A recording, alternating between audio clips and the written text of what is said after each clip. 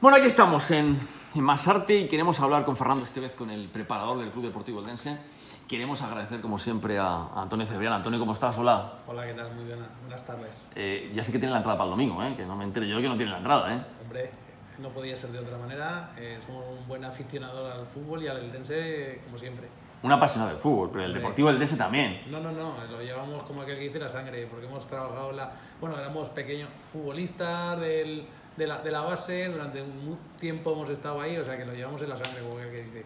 Bueno, no te quejarás de la persona que hemos traído hoy aquí, No, al revés, muy ilusionado, porque la verdad que el proyecto que hay ilusiona muchísimo este año y la verdad que lo están haciendo muy bien y hay que apoyarles en todos los sentidos.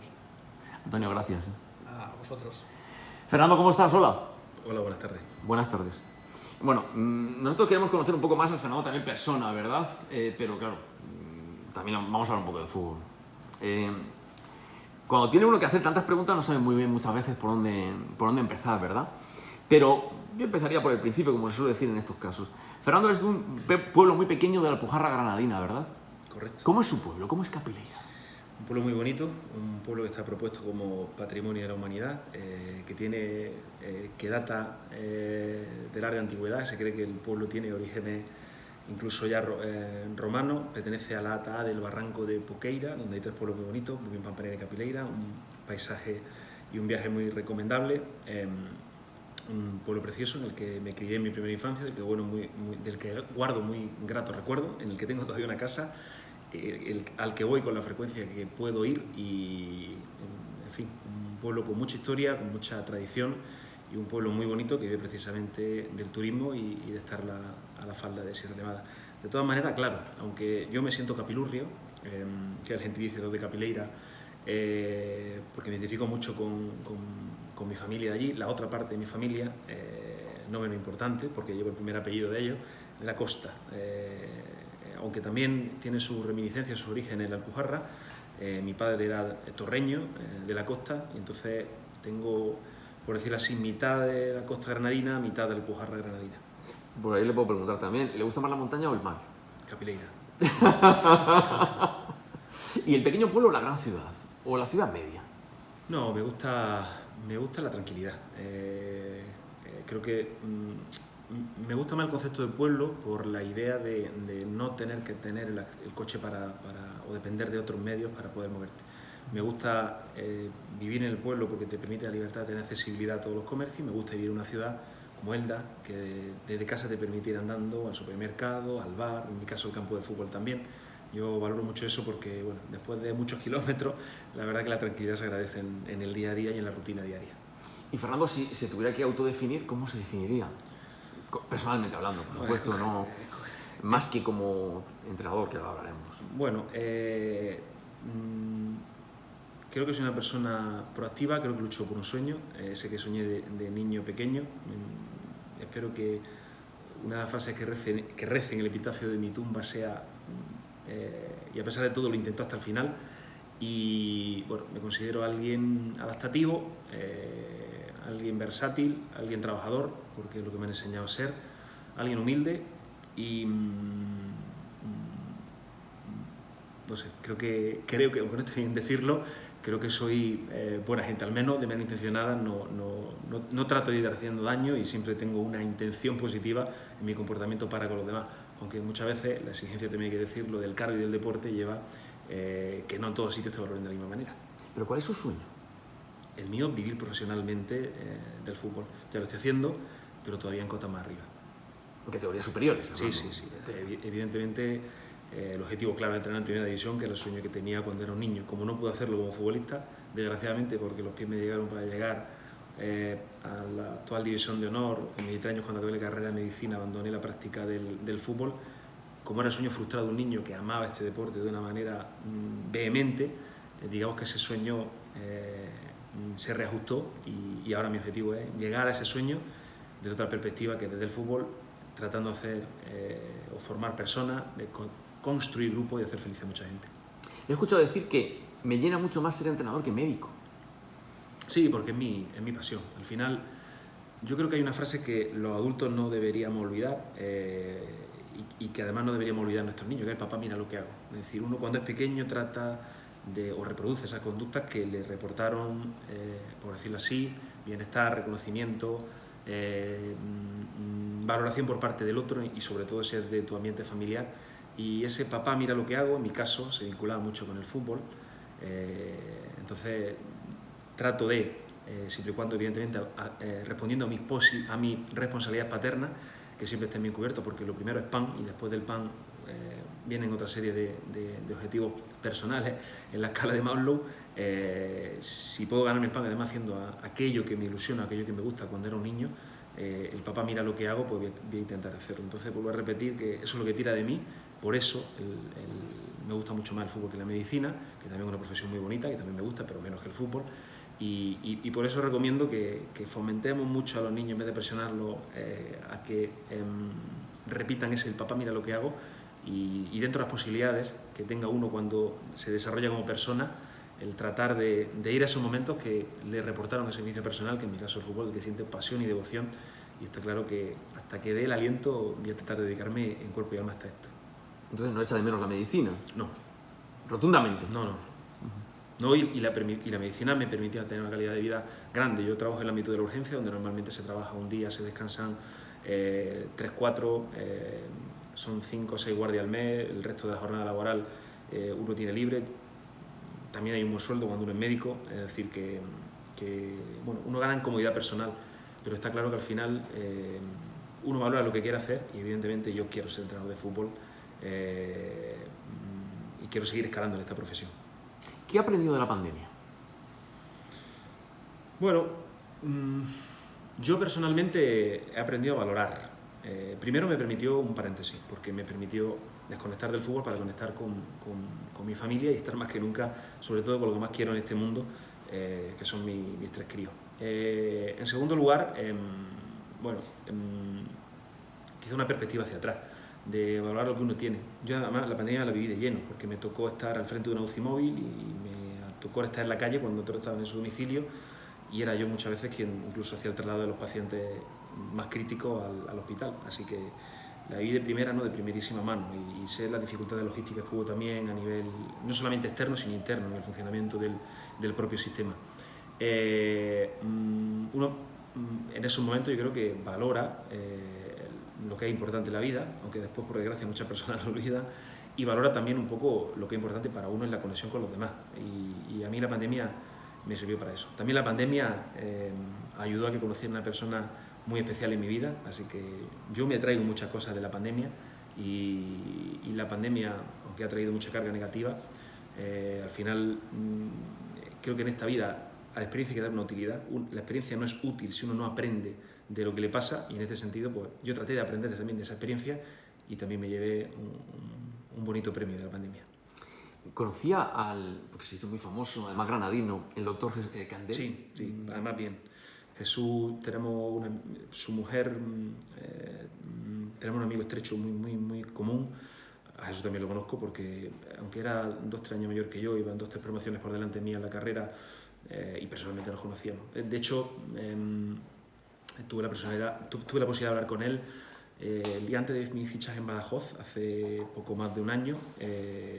Tuve la posibilidad me crucé en la calle, estuvimos hablando 5 minutos y bueno, estoy hablando un poco sobre su situación. La verdad que es una persona valiente, fiel a sus principios, nos guste más, nos guste menos, hasta el final. Pero en esos momentos parecía que hacía falta escuchar determinadas voces, y mucha gente escuchaba a este hombre. Sí, pero a Jesús se lo valoran más por el ruido que ha hecho que por lo que ha conseguido en sí. Una persona fiel a su principio, con un sistema en contra de él, enfrentarse al sistema y conseguir un cambio estructural como fue el que consiguió en Granada, porque los granadinos no olvidamos que en esa unificación por motivo económico que hubo en la propia provincia de unificación de hospitales, aludiendo, vuelvo a repetir, a motivo económico, fue capaz de sacar a 200.000 o 300.000 personas a la calle, y que la administración deshiciera ya incluso cuando estructuralmente el hospital estaba montado, y le diera sentido común a la sanidad en Granada. Y creo que es una lucha que los granadinos le debemos, y una lucha que los granadinos la tenemos muy nuestra, y que eso no se va a volver a tocar.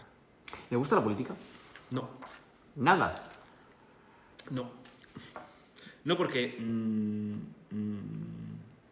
mi padre siempre ha estado muy implicado en temas políticos, y yo lo viví un poco desde el segundo plano, y al final creo que reportaba más perjuicio que beneficio. Me gusta mucho el deporte, esa parte sí la admiraba de mi padre, pero me gusta poco la política, porque al final creo que si uno se mete tiene que meterse de lleno, y cuando uno se mete de lleno, tal y como está montado el sistema, es complicado. El sistema es un sistema mal estructurado, mal montado, donde arriba no está el que, igual me meto en un charco ahora que no viene a cuento, pero no está el mejor formado, el mejor preparado, sino está el que es más servil al propio partido político y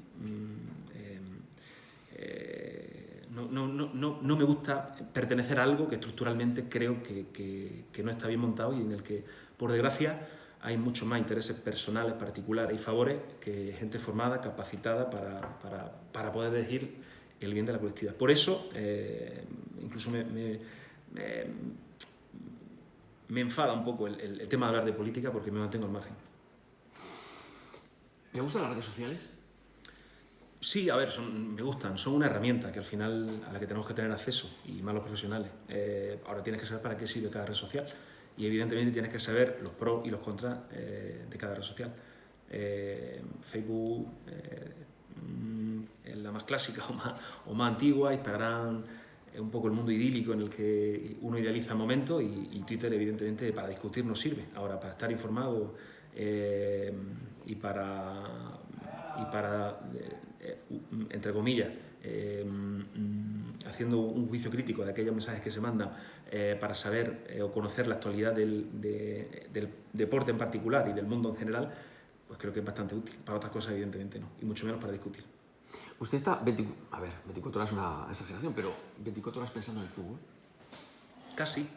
Casi. Sí. Ayer por la tarde, lo digo porque me he recordado una escena que viví ayer por la tarde. Ayer por la tarde di una conferencia en un máster para la Universidad de Salamanca, y cuando llegué al estadio, que era las 7:30 de la tarde, me dice: Juan, ¿te has tomado esta tarde de descanso? Digo, ¿qué viene a desconectar? Digo, pues sí, porque estaba cansado de dar clase y mi desconexión era irme al estadio y ponerme a ver o preparar el partido de Castellón. Y estuve allí pues prácticamente hasta las 10:30, 11 de la noche, que volví a casa. No supone un esfuerzo, me gusta tanto de verdad que puedo pisarme todas las tardes 5 o 6 horas delante del ordenador, pensando en el partido del domingo, valorando estrategias, viendo qué podemos hacer, extrayendo siempre pequeños detalles que al final son los que te acercan o te aumentan esa pequeña probabilidad para que puedas ganar. Pero al final es que te puedo decir que entre 8 y 10 horas diarias le echo al fútbol, y además cuando llego a casa, para desconectarte, me pone fútbol también. Es una enfermedad. ¿Cómo es su día a día entonces en Elda? Pues me levanto aproximadamente sobre las 7:30 de la mañana, suelo llegar al estadio entre 8 y 8:15, depende de la mañana y de la hora que sea la ducha, y después de un café empieza a preparar uno la sesión de entrenamiento.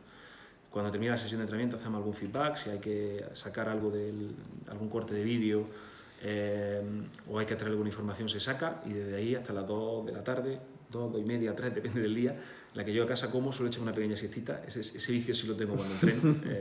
No tiene el privilegio de...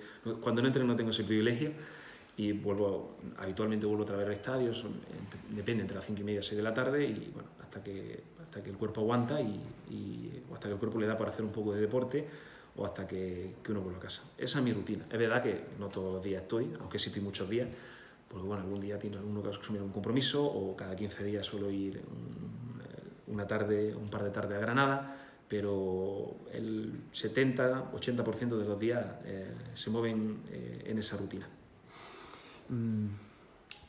Por hablar un poquito también de fútbol, entre comillas, ¿no? El libreto, el manual de Fernando Estévez, ¿de qué fuentes ha bebido?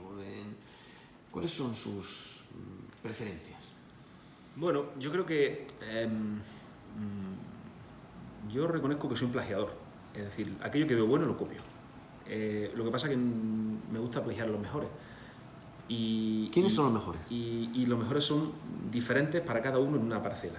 Me gusta plagiar en su momento, luego evidentemente lo haces tú y tomas tu versión. Entonces, cuando yo veo algo que es bueno y algo que marca diferencia, pues trato de hacer lo mío, dar una versión hacia mí. Quiero decir con esto que no solamente me inspiro en una persona, sino en muchas. Es decir, desde el fútbol combinativo de Guardiola, ahora menos combinativo, más transitivo, porque yo creo que el equipo que mejor domina las transiciones en ataque y en defensa, y el equipo que mejor ataca último tercio, sin duda, del mundo, algo que para mí es fundamental, pues no voy a negar que no miro cosas de ese equipo. Veo muchas cosas de Liverpool en cuanto a presión, dividir el campo, En su momento me gustó y me inspiró mucho Mourinho. Ahora creo que lo que era bueno antes era para adelante, ahora se ha hecho bueno para atrás. Creo que ver la defensa de área de la Roma es un auténtico espectáculo. De hecho, algún corte que otro hemos sacado para los jugadores. Me gusta ver aquellos equipos que funcionan bien en Liga. Veo muchos partidos del Athletic Bilbao, del Villarreal. Bueno, la gama es bastante amplia y en todas esas fuentes suelo ver, porque me gusta la visión integral, me gusta que los equipos funcionen bien en ataque, en defensa, me gusta que sean buenos también en transiciones, me gusta que los equipos funcionen bien en situaciones de balón parado, y siempre un poco haciendo todo eso que veo mío y tratando de sacar información relevante, pues evidentemente trato de plasmarlo con las herramientas que tengo, porque aquí no se trata de copiar y pegar, se trata de que lo que tú veas lo puedas aplicar con tu equipo, pueda ser útil, o una idea que quieras reforzarla, ver un comportamiento de un equipo de élite y trate de alguna manera de enseñársela a tus jugadores. Bueno, es un poco mi modus operandi. La verdad que no tengo un referente claro. Si me gusta de ver de fuentes tan dispares como el Cholo Simeone, Mourinho, Guardiola, Jürgen Klopp, Marcelino o el propio Unai Emery. Claro, es que de hecho ahora vienen mis preguntas estas de uno u otro y entre ellas estaba esta de Mourinho Guardiola, paradójicamente. Ahora, si me preguntan Menotti o Bilardo, te diría que Bilardo. También iba a preguntarle algo parecido. También ¿Por qué Bilardo? En primer lugar, porque Bilardo tiene una etiqueta que yo creo no se corresponde con la que se le ha asignado. Hay un reportaje muy bonito que, si no habéis visto, lo recomiendo, aunque hay que verlo, entre comillas, ahora que no lo escuchan y no lo ve nadie, de manera pirata, porque está para HBO América, no para HBO España, de momento, que es precioso. Primero, me llama mucho la atención que, bueno, lo sabéis, Bilardo era médico también. Correcto. Ginecólogo, creo. Sí. Aparte, los ginecólogos en ese momento eran los que más controlaban de recuperación, etcétera, por el tema hormonal. Bueno, no viene al caso. Pero yo creo que era alguien muy autoexigente, un avanzado para su época, lejos de vender un discurso políticamente correcto, porque él no era políticamente correcto, al contrario que Menotti, porque también un tema político ahí que la gente olvida. Era un avanzado para su época, es decir, él iba grabando, guardaba los cassettes, un partido de balonmano de no sé qué, un juvenil, sentaba a los jugadores delante de la televisión, hacía cortes, los ponía delante del vídeo, se iba personalmente a ver. Estamos hablando de hace muchísimos años, no ahora que sería como. Correcto, donde es mucho más fácil, donde entrenaban para tal, innovó un sistema con los famosos volantes, los laterales que jugaban por dentro cruzando el campo. Yo creo que ahí fue un adelantado y sí es verdad que además llegó a ultranza lo de ganar de cualquier manera. Yo no lo comparto, pero sí coincido con él en que lo importante es ganar, porque se acuerdan del que gana. Entonces, para ganar no vale todo, pero ganar sí es lo más importante, y ahí me identifico mucho con él. ¿Ancelotti o Xavi? Ancelotti. Y en mi infancia he tenido más tendencia hacia el color blaugrana que hacia el blanco, pero sin duda, valorando objetivamente cómo funcionan los dos equipos, sin duda Ancelotti. ¿Morata o Lewandowski? Lewandowski, sin duda. ¿Por qué? Por la capacidad, por la calidad, porque es un auténtico disparate. Si tú analizas las últimas 10 temporadas de Lewandowski, lleva más de un gol por partido en las últimas 10 temporadas. Es una auténtica locura. Creo que hay muy pocos jugadores a nivel mundial creo que Messi y Cristiano Ronaldo, no hay otro jugador que hablo a nivel de resultado. Y yo no tenía la posibilidad de verlo mucho. Este año lo he visto 2 o 3 partidos con el Barcelona y la verdad que es sorprendente cómo finaliza, la capacidad que tiene en área. Creo que está en otro nivel, a pesar de sus 30 y pico años ya. ¿Messi o Cristiano? Messi. Sin duda. Sí.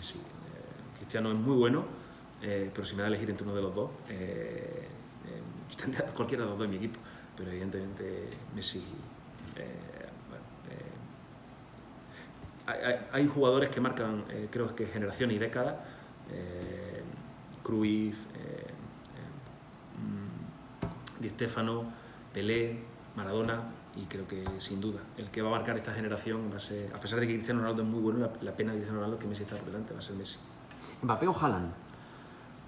A esa es complicada, yo me quedaría con Haaland, porque creo que siendo menos vistoso y menos estético es mucho más resolutivo y mucho más práctico, y a mí me gusta mucho la practicidad y ser resolutivo, y en ese sentido creo que Haaland está por encima. ¿Su equipo de fútbol ha sido siempre del Club Deportivo Eldense?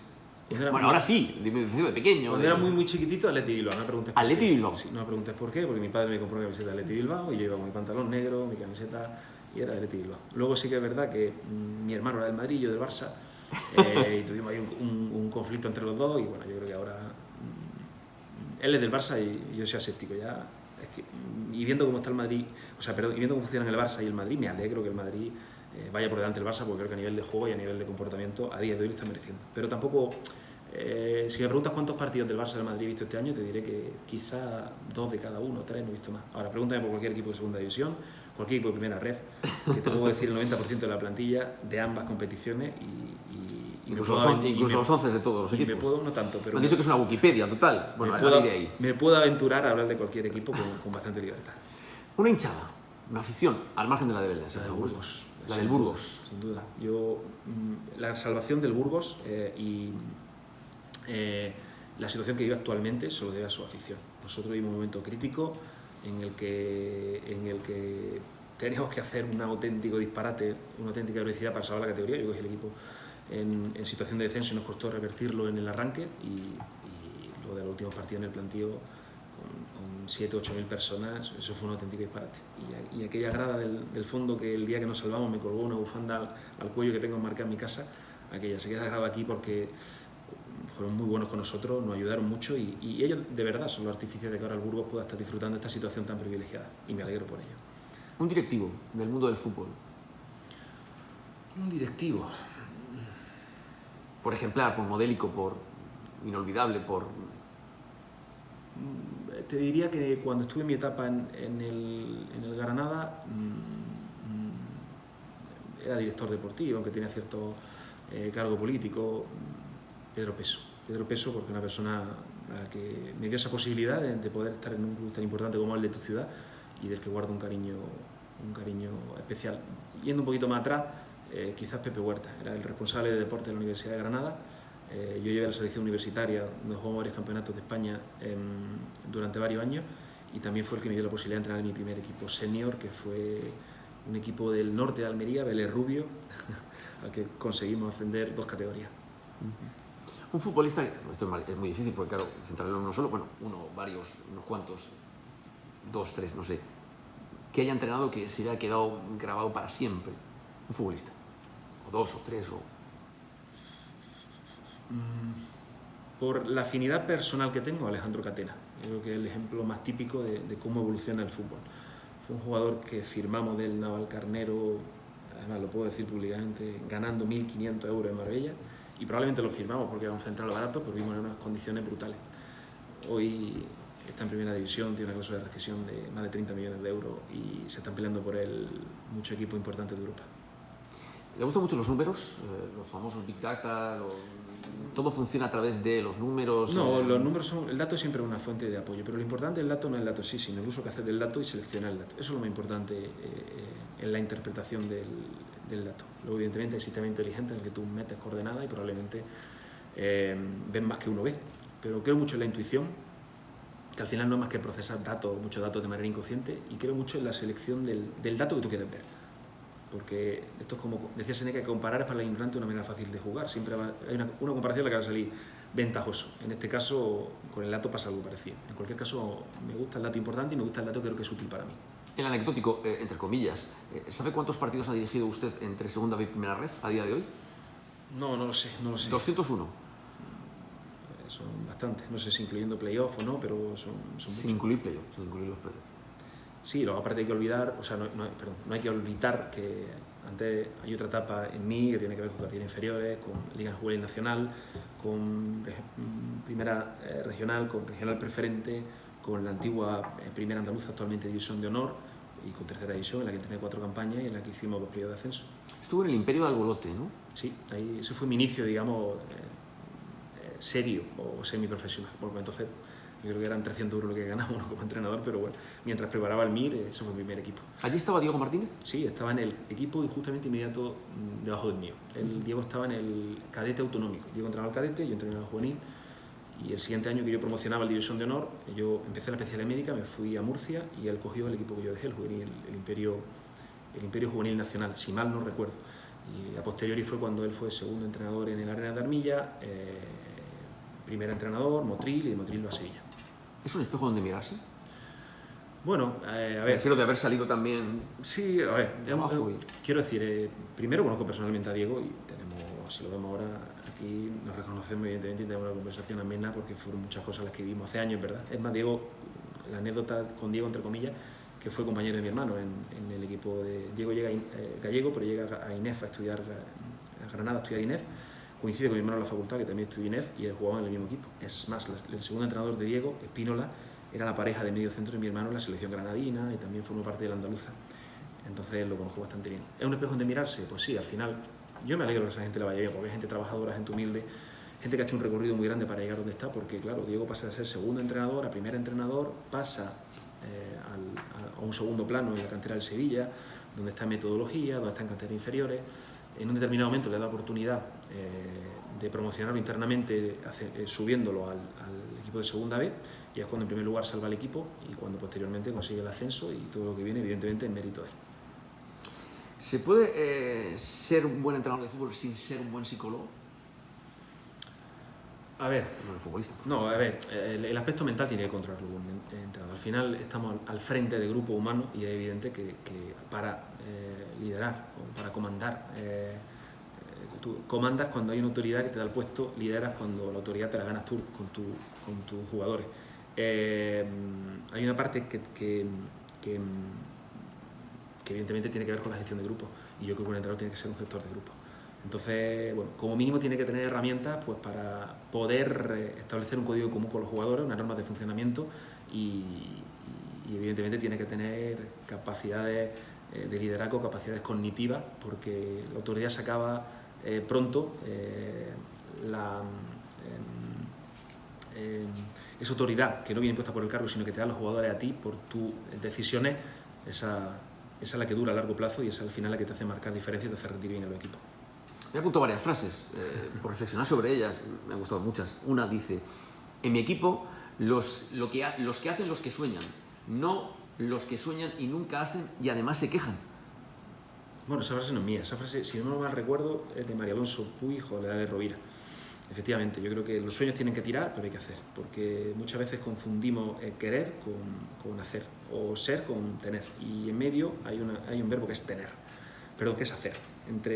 Uno es cuando tiene, y si uno es mucho más fácil tener. Y en medio de esos dos verbos está el verbo hacer. Yo siempre les digo a ellos que para tener, primero hay que ser, y no al revés. Normalmente la gente cuando tiene, cuando está arriba, es cuando te valora y creen que eres, y al revés.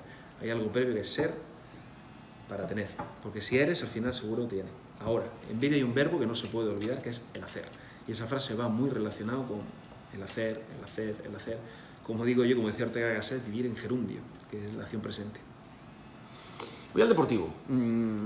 ¿Qué futbolista le ha sorprendido más? De los que no conociera, a lo mejor. Bueno, mucho. Creo que en el día a día, y cada vez se van sorprendiendo más, bueno, Ortuño, al final lidera desde la acción, siendo una persona muy introvertida, que pasa muy desapercibido, que por no molestar no levanta ni la voz. Cuando sale al terreno de juego se transforma y a través de la acción lidera. Es una forma de liderato distinta, pero al final me ha sorprendido su capacidad para decir aquí estoy yo. Pedro Capó, ese lidera desde todos los perfiles, desde el ejemplo, desde la inteligencia, desde la constancia, desde el proteger al compañero, desde dar la cara, desde decir lo que piensa cuando toca y de la manera más adecuada. Además tiene esa virtud, y mi otro jugador que a nivel personal me ha sorprendido muchísimo. Pedro tiene un perfil claro de entrenador y una persona más influyente, yo creo, que de lo que él cree en el propio vestuario. Y bueno, y yo creo que a nivel deportivo son muchos los jugadores que creo que están dando buen nivel. Yo creo que la sorpresa agradable para todos, tanto a nivel personal como a nivel de rendimiento, está siendo Mario Sobero. Otro chaval también muy discreto, pero un chaval que cuando sale al verde se transforma, se pone el cuchillo entre los dientes y va con todo. Y a mí ese tipo de actitud humilde fuera del terreno de juego y tan agresiva dentro del terreno de juego me encanta. ¿De Carnicer qué diría? Con mucha calidad. Fran es un jugador diferente, un jugador tocado con una varita mágica, un jugador díscolo que a veces cuando sale del sitio te puede generar cierto disconfort o cierta incertidumbre, pero es un gran jugador. Nosotros sabemos que es un jugador diferencial, tratamos de cuidarlo. Es verdad que Fran ha pasado de un sitio en el que casi había que venerarlo, era muy importante y todo lo que hacía está bien, a un sitio en el que uno más y tiene que integrarse. Y yo creo que al principio le costó un poco entender eso, pero yo creo que, como él dice ahora se ha reconvertido a extremo defensivo. Él ya sabe que esa otra parcela tiene que mostrárnosla, y la verdad que en el día a día Fran es una persona, toda esa faceta o fachada que tiene externamente, de serio, en el el día a día es un tío muy cachondo, el día a día es un tipo muy humilde, el día a día es un tipo muy normal, con el que puede hablar prácticamente de cualquier cosa y la verdad que también yo como entrenador es un privilegio poder tenerlo y poder disfrutarlo dentro de la plantilla tan buena que tenemos. Miguel Núñez. Un soldado. Choca contra aquella pared, choca contra aquella pared. Esto es así, esto es así. Soldado. Hay que hacer Miguel, hay que hacer esto no tiene que entrenarlo. Él lo hace. Es un jugador tan inteligente, tan capaz y es alguien todavía más potente que Ortuño liderando desde la acción. Yo creo que Miguel habla para poner los puntos en la I, es cuando tiene que hablar y donde le toca hablar. Muchas veces en el terreno de juego y otras veces fuera, pero habla solamente cuando le toca hablar.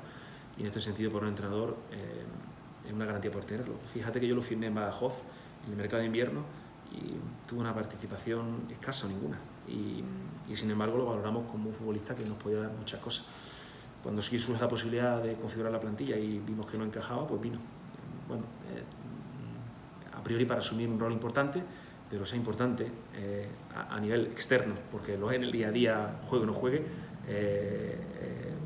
Repito, es importante de cara al exterior y muy importante en ese vestuario en el que, bueno, junto con Forti y Capó, yo creo que son las personas que llevan ese vestuario hacia adelante. Voy a preguntar por Iván también. Bien, Iván en el día a día es espectacular, la verdad que es de esos capitanes que te facilita la labor como entrenador. Muchos de los problemas que tenemos son capaces de autogestionarlo, de solucionarlo ellos, y yo creo que al final Iván es una persona que está ligada al club y seguramente en los siguientes años va a estar integrado al club, bien como futbolista, bien en otra parcela, pero está claro que él debería tatuarse, si no, lo tiene por dentro ya en el corazón tatuado el escudo del Club Deportivo Eldense. Y evidentemente hablar del Club Deportivo Eldense a día de hoy por muchas cosas y más por lo personal y lo profesional vivido el año pasado, el tema personal ni lo comento, el tema profesional, no debemos olvidar que fue el futbolista que nos dio el ascenso a Primera División Ref. Creo que alguien inconscientemente vinculado a la figura actual del Club Deportivo Eldense, y creo que el club también tiene esa idea clara, y creo que el propio Iván. Así que hablar de Iván es hablar del Club Deportivo Eldense y del momento tan bonito que vive. Alex Martínez, que es junto a Guillermo Vallejo el jugador que ha jugado todos los minutos hasta ahora. Pues a vez nos sorprendemos, porque Alex es un jugador que tiene muchísimos partidos en Primera División, que sorpresivamente se cae de Segunda División, todavía no sabemos por qué. Quizás porque hay una lesión que lo para un año y quizás porque uno no toma en ese momento la decisión más adecuada, pero yo creo que está en su mejor versión y que evidentemente está a un nivel excelso. Y por desgracia la competencia directa ahí es con Rubén, digo por desgracia porque Rubén en el día a día es un auténtico animal, y está también Alex, que bueno, Rubén está un poco tapado ahí en segundo plano, sino también un lateral de alto nivel competitivo.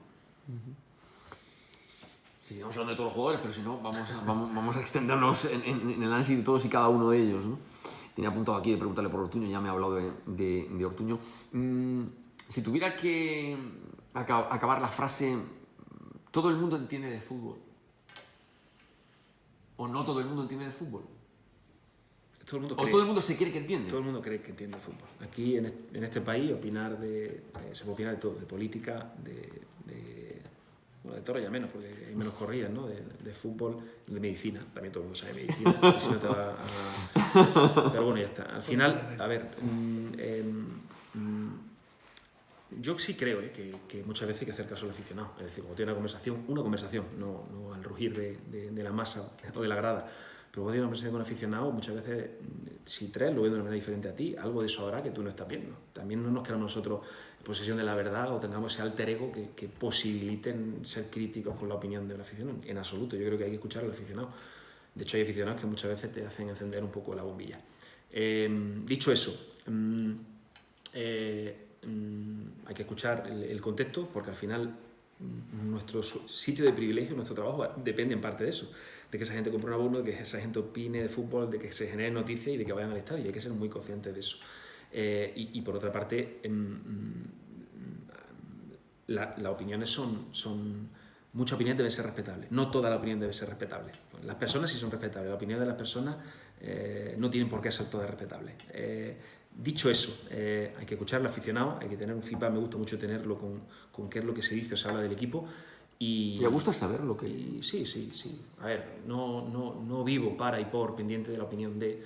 pero sí un poco a través de redes sociales, a través del ronron que fuera, a través de escuchar un poquito, de oír la radio de vez en cuando. Bueno, siempre tienes que tener ese feedback, no puedes vivir una burbuja, entre otras cosas porque al final el equipo tiene que transmitir, tiene que ilusionar. Aquí, como siempre digo, son 3 patas. Está el equipo que funciona bien, está la directiva que te sostiene y funciona bien y hace bien su trabajo, que tiene que ver con que llegue la nómina y con darnos las condiciones para que podamos entrenar bien. Y la tercera, la afición. Si una de las 3 no funciona, el taburete no va a funcionar.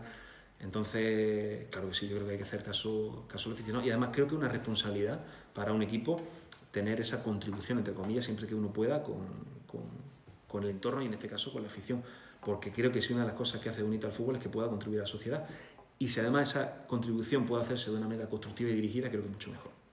Viene a colación, hablando de prensa, una frase que yo siempre recuerdo cuando hago este tipo de entrevistas que me dijo un futbolista del Eldense en un momento determinado, me dice: la prensa sois un mal necesario. ¿Usted cree que la prensa es un mal necesario o no es un mal, pero sí necesario?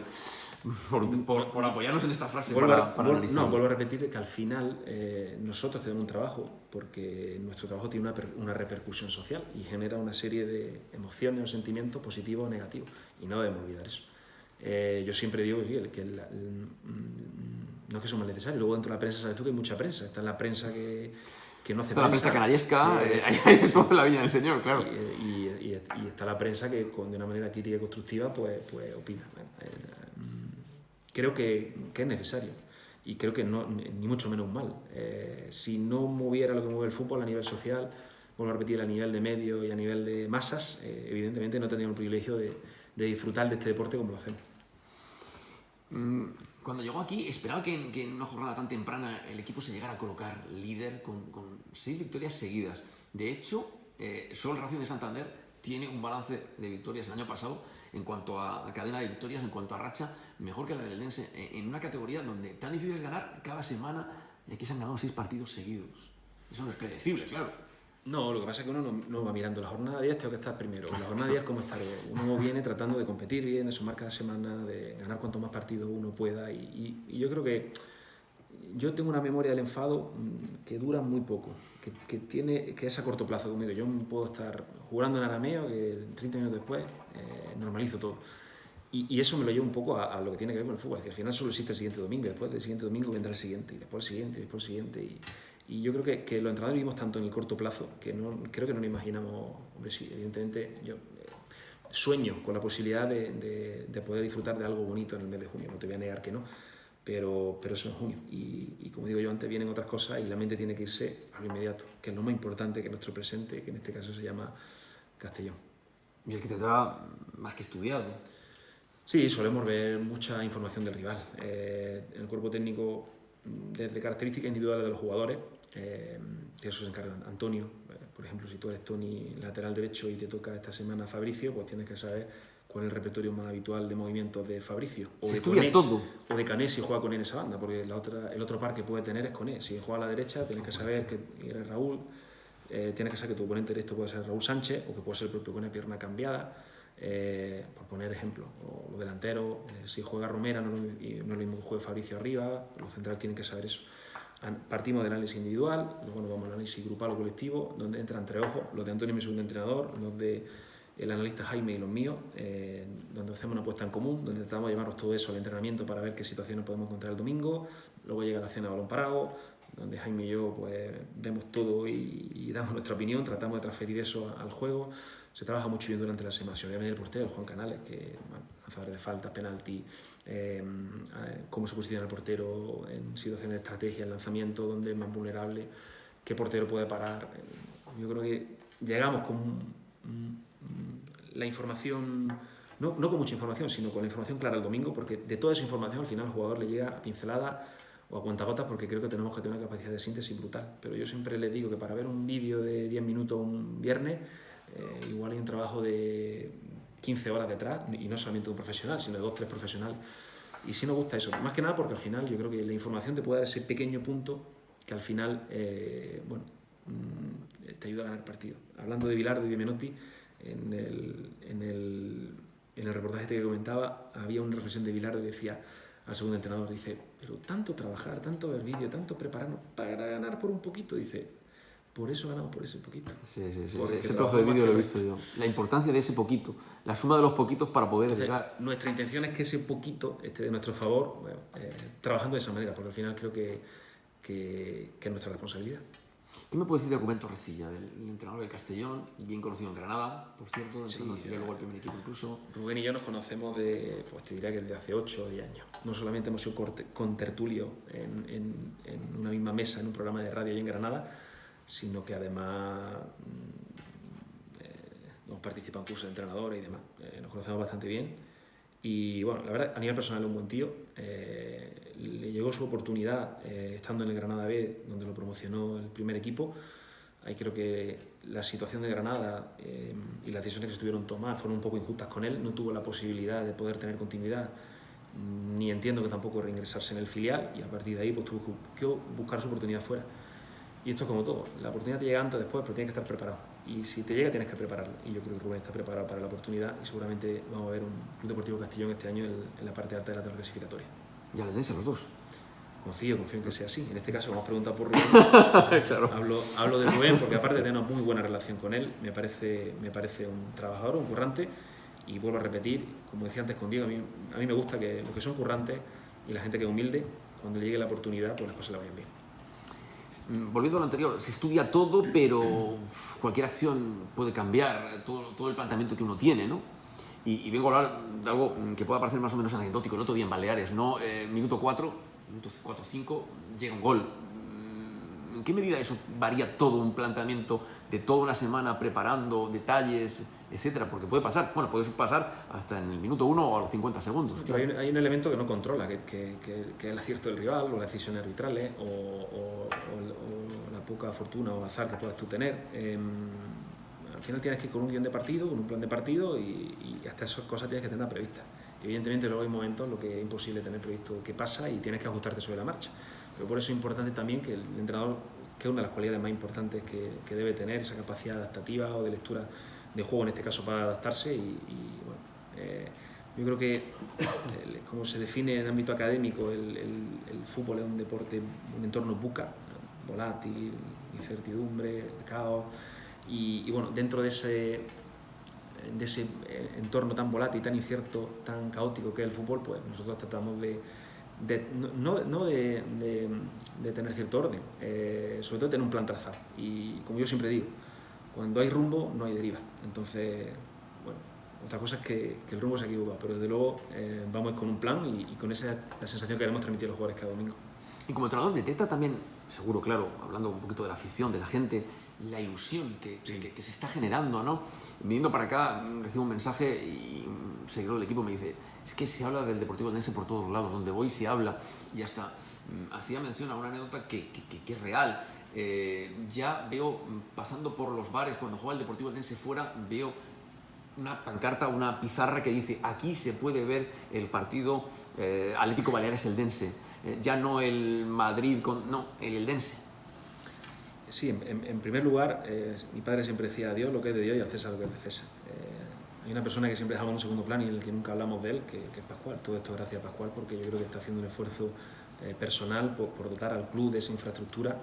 Cuando hablo de Pascual hablo también del resto de la directiva, pero en este caso, ¿a quién le cuesta? Quien pone el dinero de los bolsillos todos los meses es Pascual, y hay que agradecerle a él que haya generado esa posibilidad de...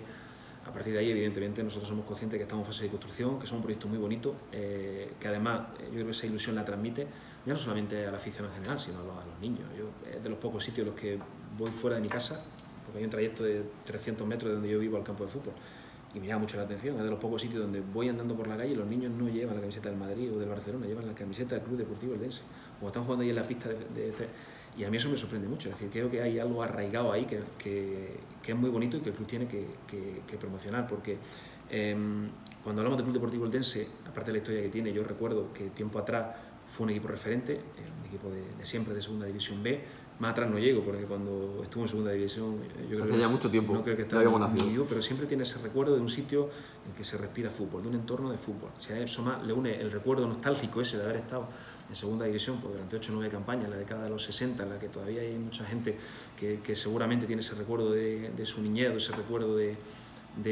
su adolescencia. Creo que al final hay un cóctel muy bonito en el que, sobre todo y lo más importante, la masa social tiene mucha querencia por el propio club, y eso se respira en pocos sitios. Yo creo que aquí la gente es muy del deportivo, eso se respira en la ciudad. Yo salgo poco porque en mi casa estoy de la casa y poco más, pero es verdad que cuando he tenido posibilidad de cruzarme con algún aficionado y me ha parado y me ha hablado, la verdad que lo que transmiten es ilusión. Y si a eso le sumamos que los desplazamientos vayan 15 o 20, pero el hecho de que vayan 15 o 20, que yo estoy en clubes con masas sociales de mucha más gente y no hemos tenido ese desplazamiento, que tengan la posibilidad de tener ese desplazamiento el otro día, sin ir más lejos, en Mallorca, pues no sé, hay 50 personas, es muy bonito y ojalá sigamos dando motivos para que ese sentimiento común y esa ilusión que creo el equipo está transmitiendo siga creciendo. Desde luego, nosotros somos conscientes de ello. Muy importante. Estamos terminando. Llevamos 45 minutos hablando. ¿A usted le gusta mucho hablar? Bueno, no en exceso. Lo que pasa es que sí es verdad que en un formato de pregunta abierta pues trato de ser claro. Y muchas veces soy ya que la pregunta... No me refería a la entrevista, me refería No, soy bastante introvertido y... Bastante introvertido. Sí, y no soy muy dialogante, no es una de mis cualidades. Con el futbolista sí, tiene que serlo, claro. Con los jugadores sí. También, evidentemente, la comunicación fluye a través de unos canales formales, pero en mi día a día, bueno, como estoy a gusto en un contexto en el que me invita a abrirme, me gusta abrirme, pero no soy una persona muy extrovertida, tampoco soy una persona que sea muy verborreica. Mi familia no me educa así, somos parcos en palabras, y bueno, yo creo que soy así también. Si le pregunto si el Eldense va a ascender a segunda A con un sí, con un no, me diría... Vamos a intentarlo con todo. Esto de decir un sí o un no es más difícil. Aquí la cara... No se puede decir y el sí, ¿qué responsabilidad conlleva? No, ninguna. Vamos a intentar con todo. Evidentemente, si estamos donde estamos, porque el proyecto tenía aviso de ser importante y vamos a tratar de hacerlo bueno. Yo creo que por encima de un proyecto que es verdad que cuando llegas dentro tienes la sensación de que hay que construirlo más todavía de lo que tú entendías que estaba construido, a nivel de estructura de club, a nivel logístico, a nivel de equipo incluso, porque empezamos prácticamente de cero y con un equipo nuevo, aunque sigan 6 jugadores de la campaña anterior. A pesar de que en el arranque yo creo que hemos tenido que ir a 150% para poder empezar de una manera sólida y solvente, ahora creo que estamos empezando a ver ese trabajo que ha sido tan denso y del que hay tanta gente detrás estos últimos meses. Y vuelvo a repetir, enlazando un poco la idea que me planteaba, si estoy aquí es porque a priori el Club Deportivo Eldense era un proyecto importante dentro de la categoría, a pesar de ser humilde, porque es un club familiar en el que hay conexión con la dirección deportiva, porque es un entorno que se respira un fútbol bonito y porque también yo creo que los medios que está el Club Deportivo Eldense, que tienen que mejorar, pero que van a seguir mejorando seguramente vista a un par de meses, es un proyecto que va a ir en crecimiento, seguro. Ojalá sea este año el que acelere el crecimiento y el que posibilite estar en otra categoría, pero si no, seguramente se van a quedar las bases para que eso sea una realidad más pronto que tarde. Hay dos grupos de primera ref, siempre se tiende a comparar, ¿es más fuerte el 1, es más fuerte el 2? ¿Son parecidos? Yo creo que el año pasado ha sido una diferencia ostensible, solo hay que ver el salto clasificatorio que había y ver cómo funcionó este equipo. El playoff final, y más en este formato que a cara cruz a un partido, es muy... Y ya con el filtro que había de equipos que han pasado ahí, no creo que sea un indicativo. Si un indicativo, el tema de, por ejemplo, aquí equipos como Linares, que se metió en playoff, o Sabadell, a falta de 4 semanas, estaban a un punto de promoción de descenso, jugándose el descenso y pasaron a tener opciones de playoff. Y eso fue la tónica general durante todo el año. El otro grupo no, hubo más separación, los de arriba se jugaban los de arriba, los de abajo se jugaban los de abajo. Creo que este año, al reajustar los equipos y a hacer la separación que han hecho, al pasar a aquel lado Andalucía y pasar a aquel lado Madrid, los grupos se han igualado un poquito más. Honestamente pienso que hay más nivel en el grupo 1, en el que no ¿Hay más nivel en el 1? Creo que sí, pero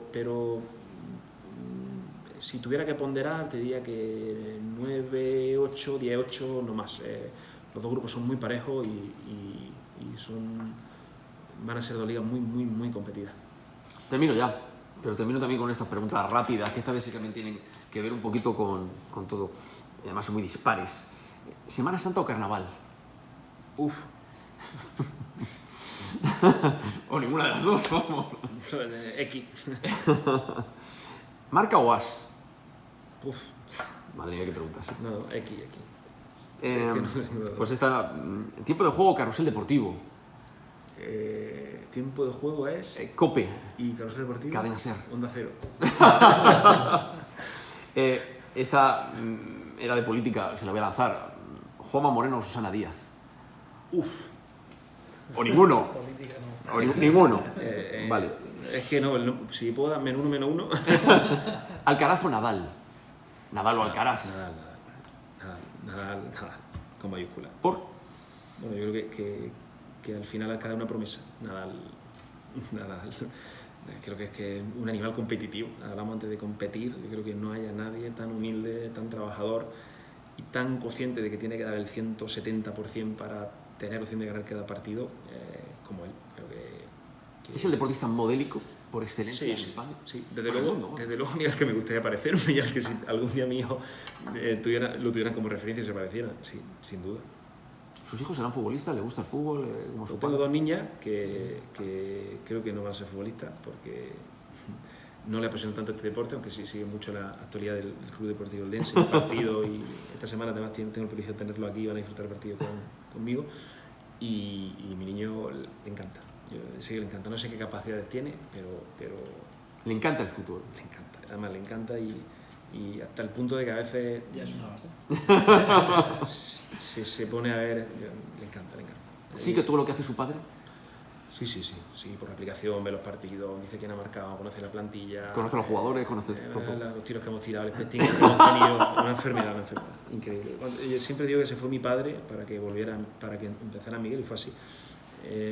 Mi padre estuvo en coma una semana, coincidiendo con mi etapa en el Club Deportivo Marbella. De hecho, yo creo que estaba esperando que se ganara para morirse, y ganamos Cartagena 1-0 y al día siguiente falleció. Y de repente, mi hijo, que bueno, le gustaba el fútbol, pero había estado ahí un poco... empezó 10 días después a ponerse los partidos de Premier con 5 años delante de la tele, y digo, se ha reencarnado en él. Y entonces yo creo que ha heredado esa pasión por el deporte que tenía el abuelo. Y a mí me encanta. Yo aquí soy muy laico, por decirlo así, si le gusta, si no le gusta, no le gusta, pero es que le gusta mucho. Y me alegro porque creo que es un bonito deporte y que puede ser la herramienta para que te aporte a nivel personal muchas cosas. Y para mí es un orgullo que a mi hijo le guste el fútbol. Claro. Aprovechando esto, siempre, ahora con las redes sociales, yo creo que han tenido una función más positiva que negativa en la denuncia, a veces, de actos verdaderamente vergonzosos que suceden en el fútbol base, ¿no? ¿Qué le diría usted a los padres, a las madres del fútbol base? Por ejemplo, en este caso a los de aquí. ¿Algún consejo les daría? Me refiero en cuando todos creen ya que tienen a su Messi, este tipo de cuestiones tan prosaicas pero tan habituales, ¿no? Sí, bueno, que sepan que de todos los niños, de cada edad, de cada tramo de edad, de cada categoría, solamente el 0,003% van a vivir profesionalmente del fútbol. Entonces la probabilidad de que no vivan profesionalmente del fútbol es muy alta. Ahora, ese 99,007% creo que en el fútbol tiene una posibilidad de hacer deporte, una posibilidad de socializar, una posibilidad de desarrollar socialmente, emotivamente, volitivamente y a través de la salud al niño, y que no pierdan esa oportunidad. Entonces, que recuerde la frase con la que he empezado la intervención, que su niño le diga: papá, mira lo que hago, porque esa será la seña más clara de que están haciendo algo que les gusta. Y eso va a ser, va a tener la consecuencia que probablemente ellos quieren ahora, que es que el día de mañana se dedique profesionalmente al fútbol. Les va a gustar tanto el deporte que seguramente ese dejarlo ahora que disfrute de este bendito deporte va a posibilitar que el día de mañana tenga esa pasión o ese amor por este deporte, que al final te lleva a hacer cosas tan locas como la de irte a 800 kilómetros, a 500, a 600 de tu familia, o renunciar a una plaza fija, o abandonar a tu familia, en el caso de los deportistas, por dedicarte profesionalmente a este deporte. Fernando, sabíamos que iba a ser un placer, pero lo ha sido. Mío, muchísimas gracias. La verdad es que se ha hecho corta la entrevista. Ha sido un placer. Ha sido 54 minutos, pero estaríamos aquí horas hablando. Antonio, ¿algo que decir? Nada, para bueno, concluir, pues, ¿algo que le puedas decir a Fernando para concluir? Sí, no, la verdad que quién nos iba a decir que íbamos a estar aquí en estos momentos, que todo hay que verlo, o sea, hoy en día el fútbol tan competitivo que tenemos en todas las ligas, sobre todo en primera red, quién nos iba a decir que íbamos a estar pues a vísperas de un partido tan importante. Primero contra segundo, ¿verdad? Contra segundo, todo el mundo pensaba que primera red iba a ser no sé, es que el año pasado subimos, vale, pero este año primera red estamos primeros, o sea, es el sentir popular de Elda y estamos ahí. O sea, a partir de ahí ya es agradecer al equipo lo que nos ha hecho disfrutar. Y a partir de aquí pues vamos a soñar hasta si el sueño es que lleguemos a puerto, pues bien. Que se queda, pues nada, pues agradeceremos igual, porque realmente al final, primer año, o sea, en primera ref, es una maravilla. La verdad que agradecer al grupo y agradecer al grupo Deportivo Valdense las ilusiones que está generando aquí en Elda, la verdad. Bueno, los que corren y a los que meten los goles. Que sigan corriendo y que sigan metiendo goles, porque al final no hacen bueno ya todo. Muy bien. Muchísimas gracias, muy amables. A vosotros. Muy bien.